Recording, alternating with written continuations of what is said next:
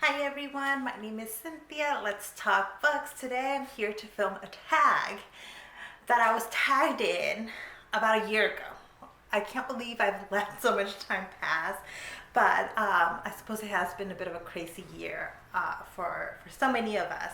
But this is the self-aware reader tag created by Courtney at Courtney Farrader. I will leave her channel link down below. She's the one that tagged me in this video, and I thought it was so much fun. I really enjoyed reading her answers, rewatching her video, and then watching other people's answers to these questions. So I'm just gonna get right to it. Question number one is, what most draws you into a novel or story that makes you want to keep reading? Plot, characters, writing style, atmosphere, something else? And for me, it has to be a combination, or it differs, right? But primarily plot. If there is a good plot, it will draw me in. But sometimes really good, well-written characters will also draw me in. Writing style is usually not what draws me in, and atmosphere is typically not what draws me in. I can appreciate good writing and great atmosphere. That will keep me reading, but it's not necessarily what draws me in. So first and foremost is probably plot, but good characters can actually do it too. Question number two is, what is a convention or trope that will immediately turn you off in your reading experience with a novel or story? Secret baby. Any baby or children in the story usually turn me off. Not always. There are exceptions to that rule, but yeah, that usually, especially in romance, which is very tropey. I just don't like that in my romance novels. Question number three, what most appeals to you when reading nonfiction and makes you want to keep reading? With nonfiction, to me, I think it is really important for the writer to be able to clearly communicate what arguments and points they're making. If it's too full of inaccessible jargon and theory, that is a turnoff. I can keep reading and I can, eventually decipher all of the jargon and things like that. But I think that good nonfiction is clear and accessible even to non-academics. And that's just personally what I like in my nonfiction writing. Question number five is, would you say you read more for pleasure and enjoyment, or more to learn and exercise your brain? Both rather equally, but out of for different reasons, right? Like for me as a professor, part of my job is to read and to keep up with what's been written in the field. And that is always things that are for, not necessarily for pleasure, it's for my job. But usually it's also reading that I enjoy, like it's on subject matters that I want to read and enjoy. But it tends to be largely to exercise my brain. When I'm reading fiction, it's primarily for pleasure.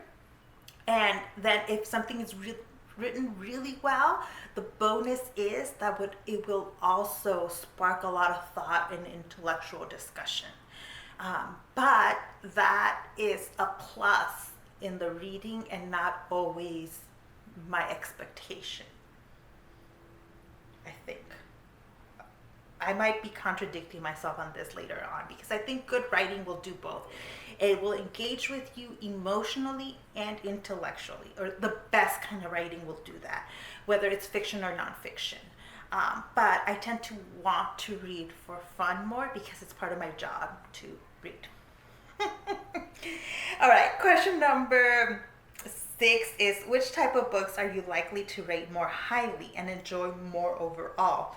Brain candy, pleasure/enjoyment books, or brain protein, learning/exercise books? What type of books do you rate more highly?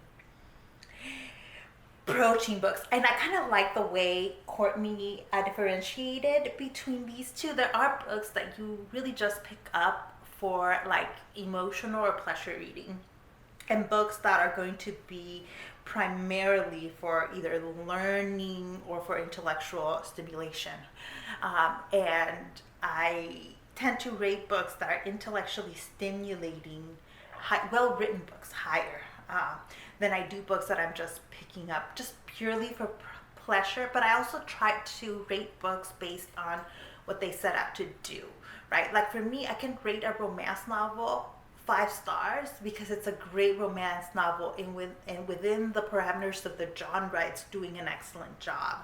But it doesn't necessarily mean that it's equivalent to the 5-star book that I'm in, not in a nonfiction category, right? It serves 2 different purposes, but it doesn't mean that they're not equally great within their genre. Does that make sense? I hope that kind of makes some sort of sense. So I tried in my rating to be fair to the book and to what the author set out to do, but also be honest about what kind of books I'm enjoying. Like my enjoyment does factor into my rating. There are books that I don't enjoy reading and might be really intellectually stimulating, but I didn't enjoy, and so that usually affects my rating. A good example recently was Native Son by Richard Wright. I think that intellectually that book is doing a lot of important things. Did I enjoy reading that book though? No. I mean, almost not one single bit did I enjoy it, but I could appreciate it for what it is. Okay, question number 7 is, do you have a sense early on of whether or not the book you're reading will be a 5-star read, or a book you will really like? Has a book ever surprised you in this regard? A 5-star book usually will be a 5-star book right from the beginning, or at least from very early on in the book. Very rarely will a book really completely shift and either, nosedive or be so much better than the beginning, but it can happen. Off the top of my head, I can't think of a recent one where that's happened, because most recently all of my 5-star books have been 5-star books from the beginning, and I think that truly excellent books will do that. They'll be excellent throughout the whole thing. Usually, like in thrillers, a lot of thrillers will have really excellent plot for most of it, and then they don't land the ending. And if you don't land the ending in a thriller, that's everything in a thriller. Where sometimes similar things can happen in romance, or sometimes there's just too much lead up in a romance, so the setup in the first few chapters might not be engaging, but then once you get to the couple engaging with one another, then it's really, really great. But that slowness or that problem at the beginning will affect the overall rating of the book. So just a couple of examples there of what I'm thinking about. Question number 8. Considering books that you've rated 5 stars in the past, or if you don't rate them, then books you really loved that you think you would feel the same way about them.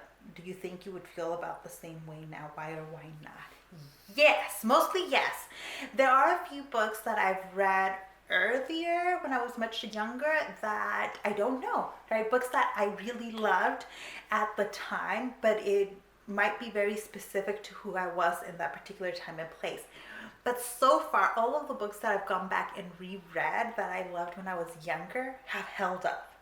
So younger me and current me share some things in common, I guess. Enough things in common that we can still rate those books 5 stars regardless of the time and place that we were in.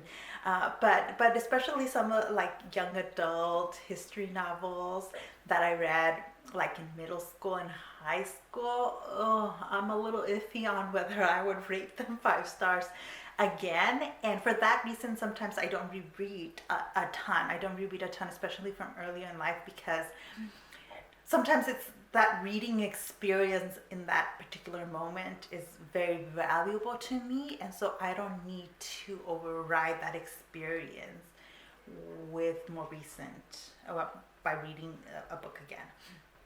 One exception to that is romance. I've lately been engaging in going back and reading older romance novels, some of which I read when I was younger and some of which I didn't. And I think I'm in a better place now to evaluate those romance novels than I was at the time. Because at the time, the romance genre was limited in a ton of different ways. And now I am better able to evaluate those books clearly without a lot of the emotional connection to them. Hopefully that also makes some sense. And question number 9 is to tag some people.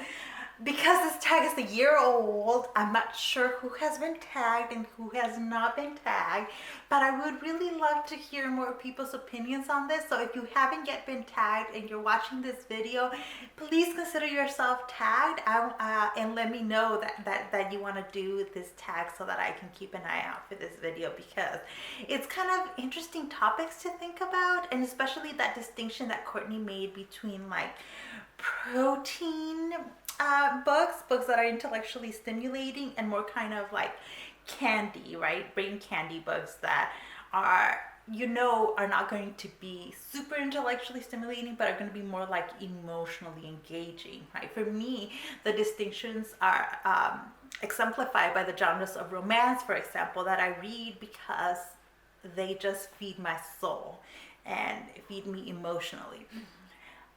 Whereas nonfiction is one of the primary genres I go to for intellectual stimulation, right? So I know it's not going to be fun things, but I know that it is important history, important information that I want to consume, that I want to know about. Whereas in a romance novel, if I get that, if I get the intellectual stimulation, that's a bonus and will amplify my enjoyment of that book, but I'm not expecting it necessarily in every romance novel I pick up.